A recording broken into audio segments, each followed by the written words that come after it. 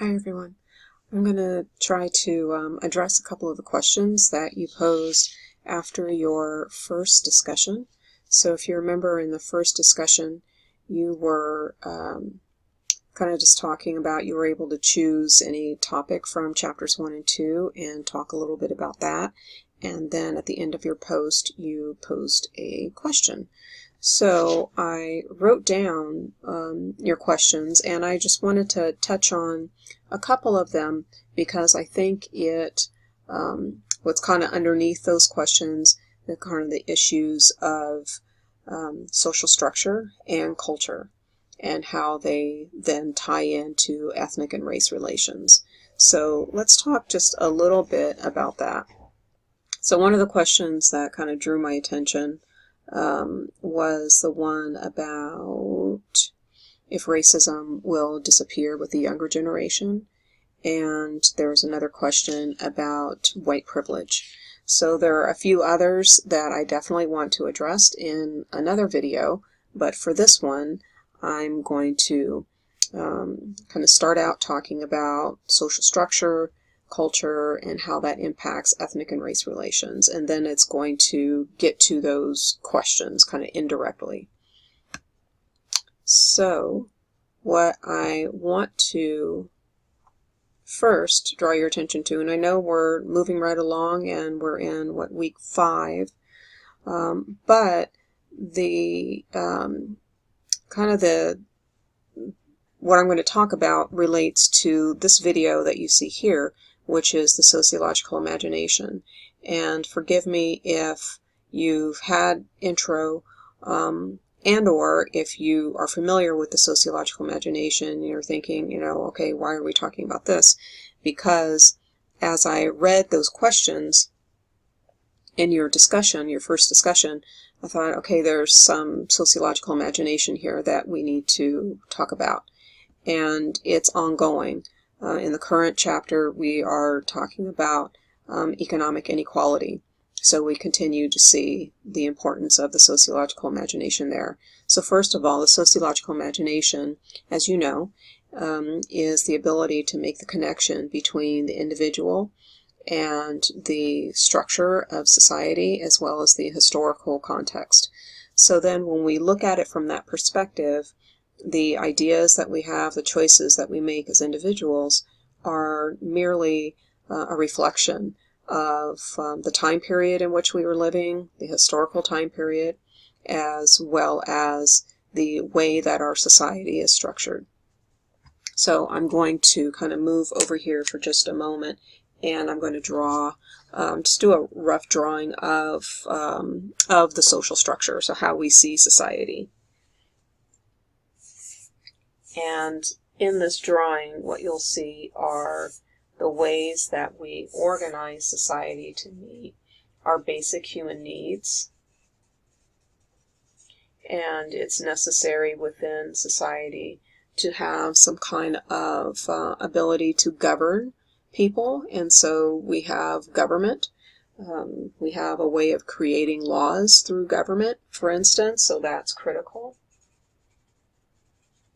We also have a way of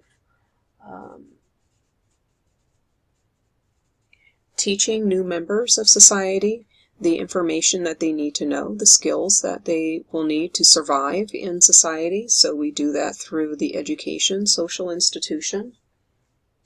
We have a way of formally punishing people who violate the laws that exist within our system, and that is the criminal justice system.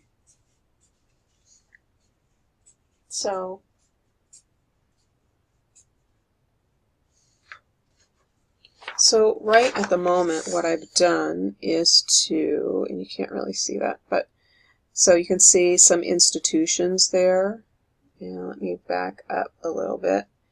And so this is the top of our diagram with institutions. So you can see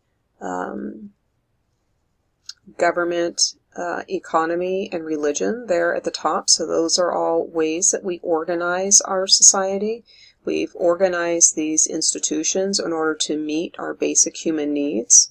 And so I mentioned government and economy, but with religion, it meets the need of answering those questions as to why do humans exist? What does life mean?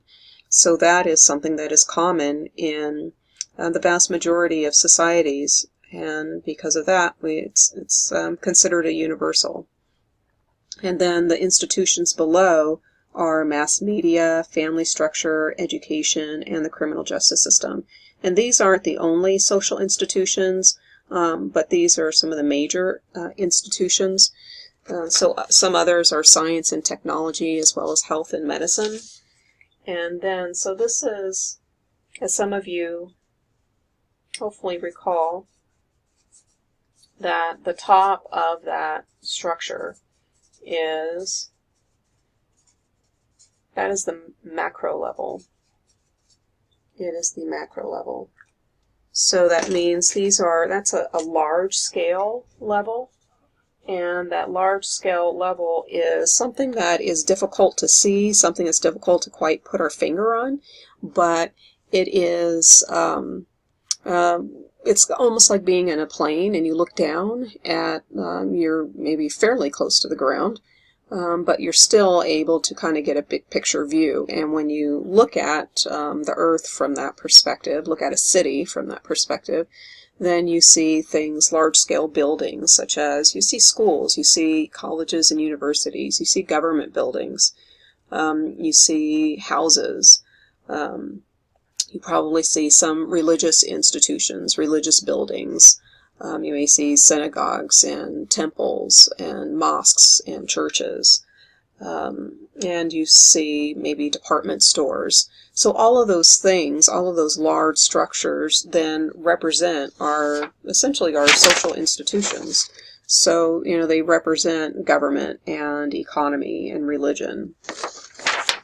What is more difficult to see are the people, are the individuals that are down there walking around in the cities. And that is, once we get to the individual level, we are talking about groups. So social groups, which are 2 or more people who are interacting together. And we have statuses and roles. Let me straighten that out. Statuses and roles. So statuses are the positions, the social positions that we have in society, like teacher, student, husband, wife, coach, boyfriend, girlfriend, president, etc., vice president, etc. And then, so those are statuses, and with each of those statuses we have roles or behaviors that are expected of us. So, this is just a little, quick drawing on a piece of paper, but this actually exists within our society, and it structures our lives.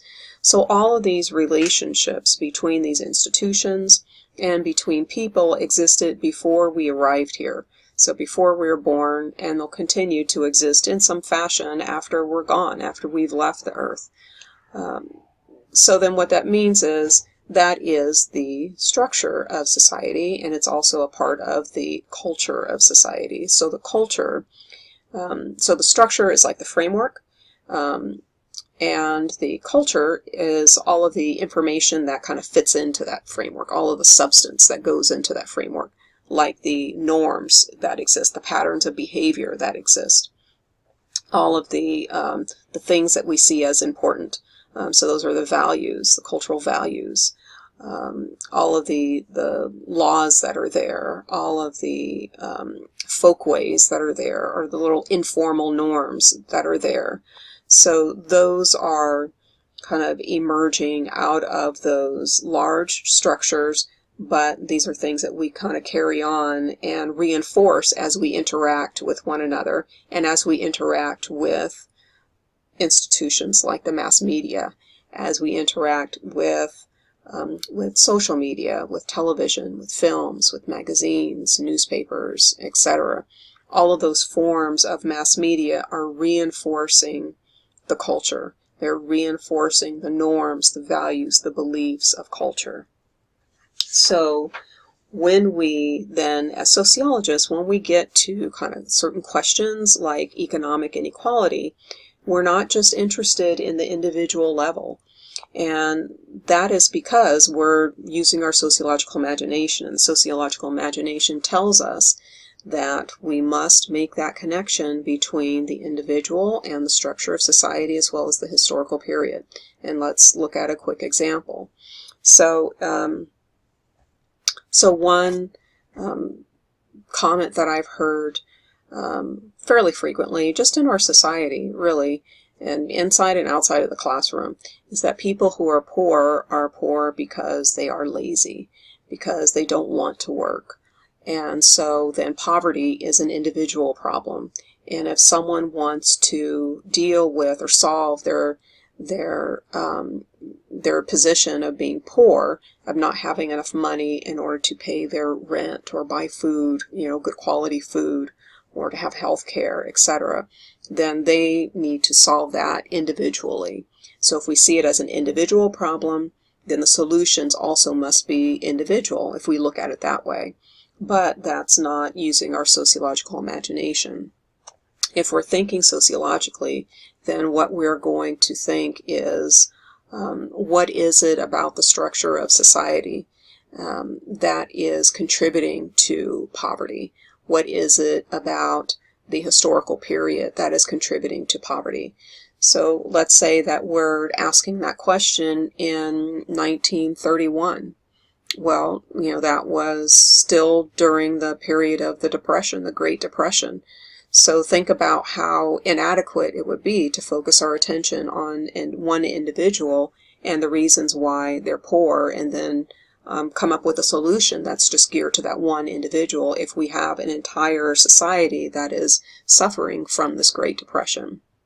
So then the historical period helps us to understand what's going on with that individual, and we know that any solutions that are attempted really should, in order to kind of affect the entire structure, to affect everybody who is poor, really they should be maybe policy. What policy? It's over here. So policy changes. So then that has to come from government, and that's my abbreviation for government there, G-O-V''T. So then those policy changes have to come through government. That's one way they can come. And so then everybody is going to be affected, or at least many more people are going to be affected.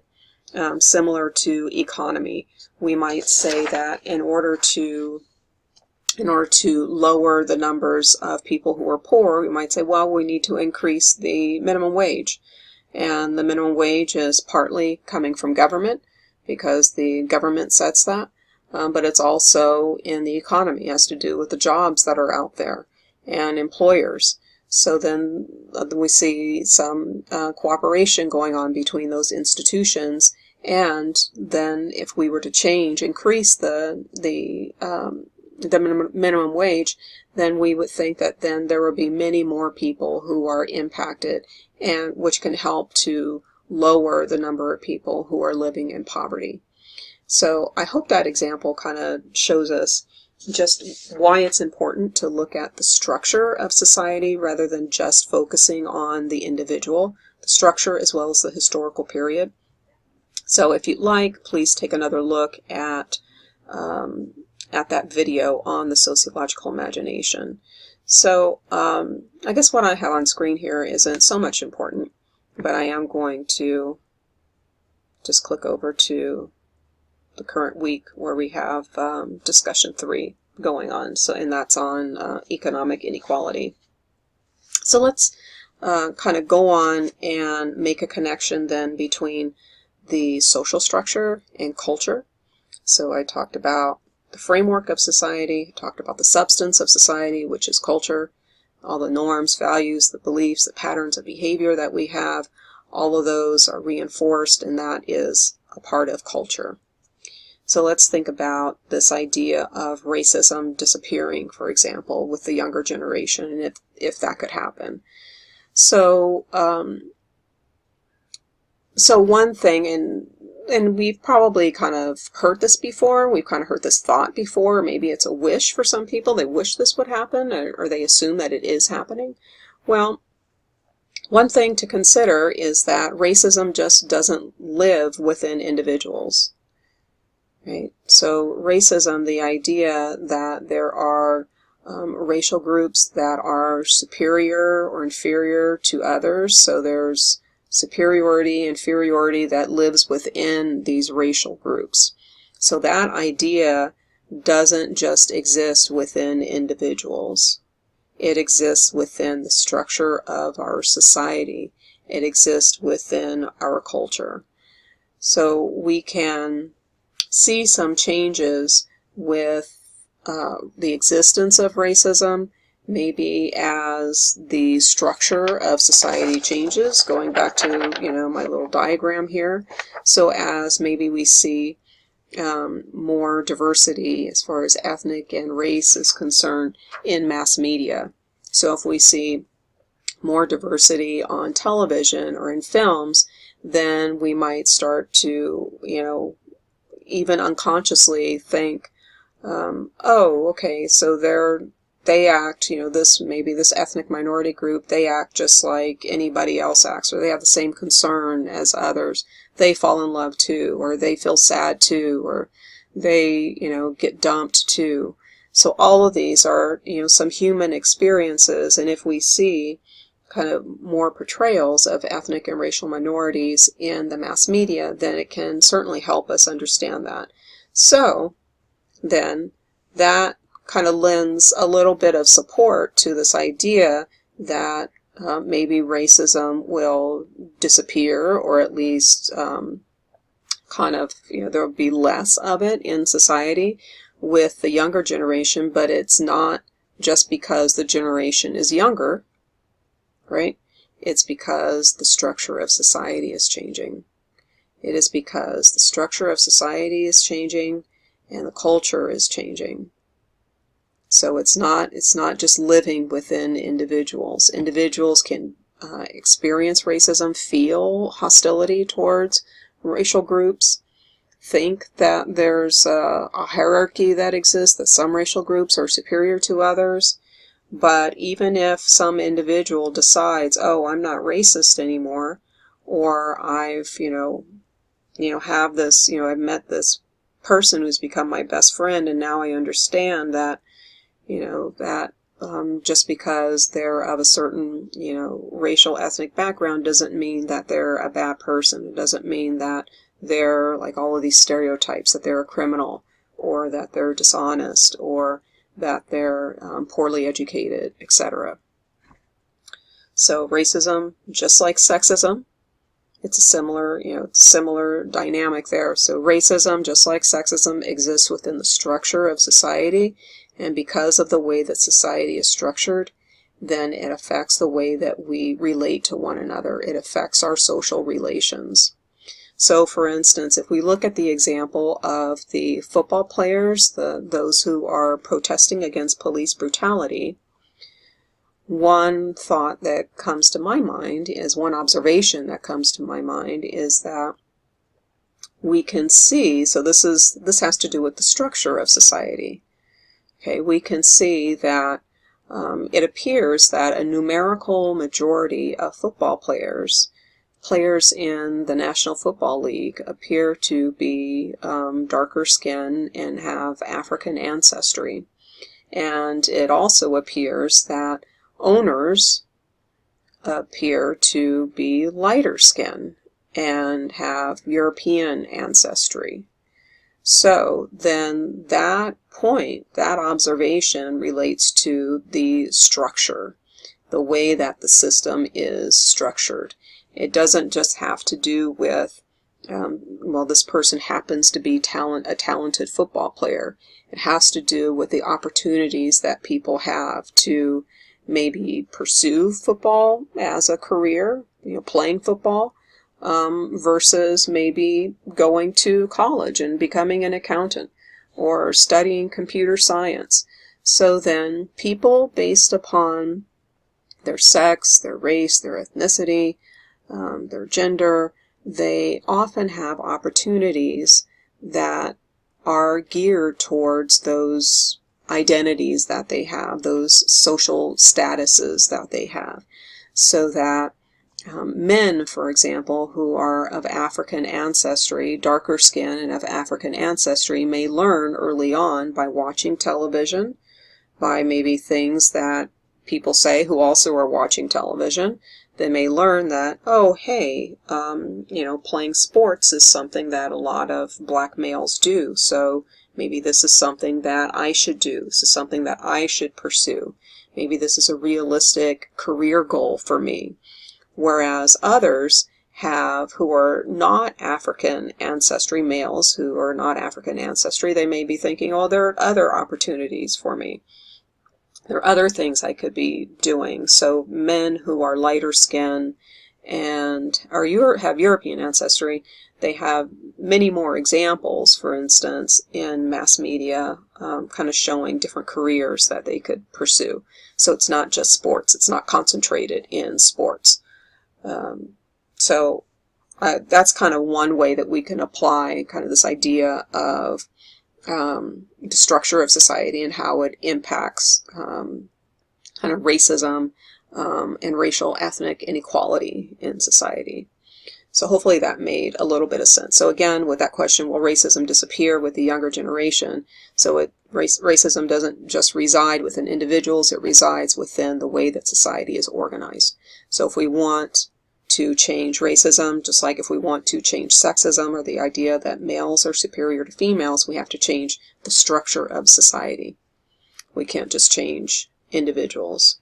It can help to talk. We can work in groups. We can try to organize in groups, right? If this is something that you want to do.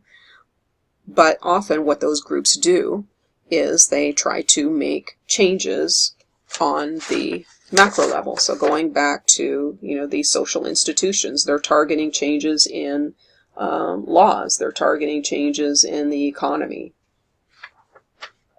Okay, so one other comment that I'll talk about, or one other question that a student had was, if white privilege exists, why are almost all government forms in English and Spanish?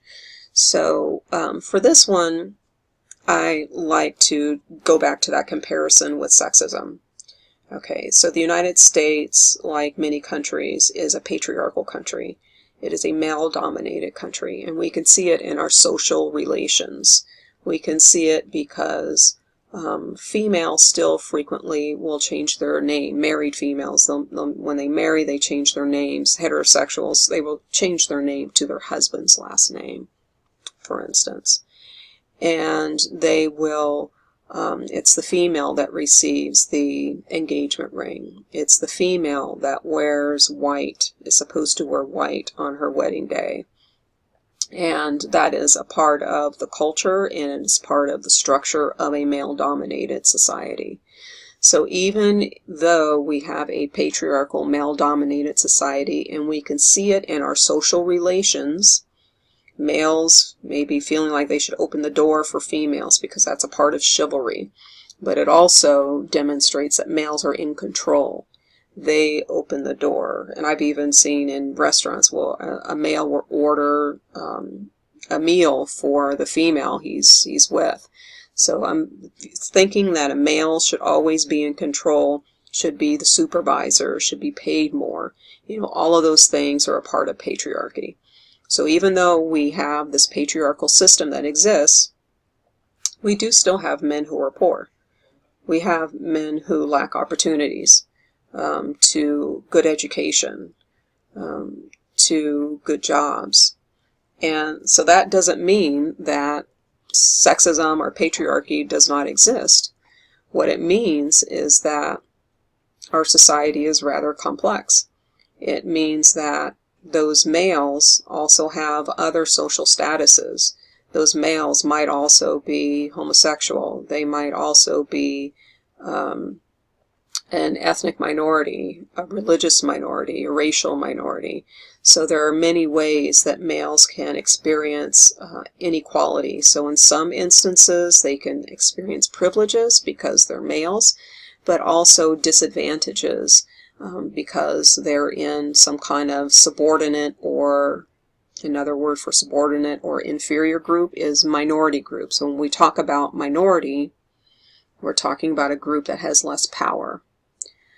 If I put numerical in front of that, numerical minority or numerical majority, then I'm talking about numbers, the numbers of people. But if we just say majority, minority, we're talking about power. People have more power or less power.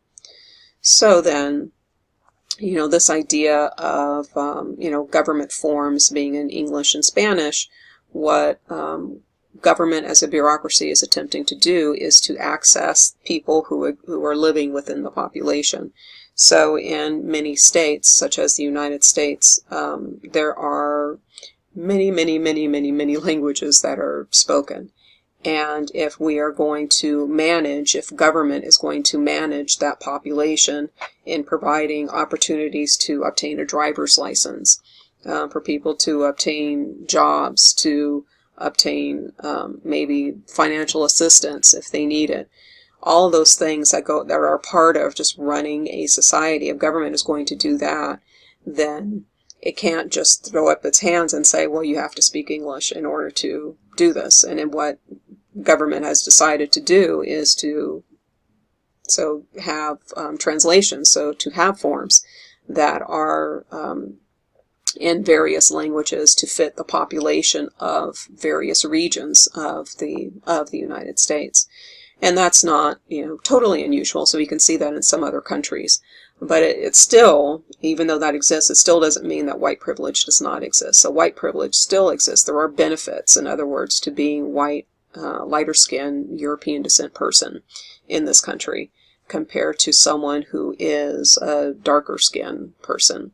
So there are, and of course one example would be that often if someone is a lighter skinned person, European descent, the assumption made is that they are an intelligent person, or they're an educated person, or they're a hard worker. They are an honest person. Did I say honest? They are, all of the kind of positive attributes we can think of. Usually those are assigned to dominant groups, such as people who are defined as white, categorized as white, or lighter skinned people who have European ancestry. So I hope that kind of gets to that question. And there are many more that I'm going to kind of talk about. And so I think these videos, even if I'm not specifically talking about like what your discussion is about, I know I touched on it, but even though I'm not specifically talking about them this week and maybe with future videos, I think still my comments are intended to kind of help you kind of understand the framework of understanding race and ethnic relations in the U.S., but also in other countries as well, because we can see similar dynamics in other countries. We may not see it exactly, such as in Latin America, we see a great deal more emphasis based upon skin color rather than racial groups. So colorism, for instance, is something that is frequently seen in Latin American countries, and it's talked about more in Latin American countries by researchers, by people who are trying to understand it, as well as the population. And just a quick comment about that. One interesting book that I read was about researchers who were studying colorism in 4 Latin American countries. And let's see, one of them was Colombia, Mexico, Brazil, and I think the other one might have been, I want to say Peru. And one thing that they noticed was that positive characteristics were associated with lighter skinned people. So what I meant was just talking about in regard to white privilege. But it was so prevalent to the extent that people who answered questionnaires, so they distributed, they did a survey, distributed questionnaires, and then they did interviews. And some of the people who were darker skin, if they had a higher education, so let's say if they are a college graduate, but they were like a brown, darker skinned person, when they were asked to state what their to pick out their color, they would always pick out a lighter color than what they were. So they had all these different skin tones on a sheet of paper and had people pick them out. Well, what's your skin tone? So, and that was a pattern. So people who were darker skin, but who had a higher education, there was a pattern of those people on a piece of paper. They would pick out the lighter skin tone and say that that was their color. And that is partially because, I think, a big part is because lighter skin was associated with having a better job. It was associated with earning a higher wage, and it was associated with being more highly educated, having a higher formal education. So we are talking about kind of complicated issues, but issues that can be understood and issues that we can grapple with and even struggle for change if this is a goal that some of you have. So I'm going to leave it there. If you have any questions for me, comments for me, then please feel free to let me know. If there's something else you'd like for me to talk about, something specific from the reading, please let me know. So thanks for watching.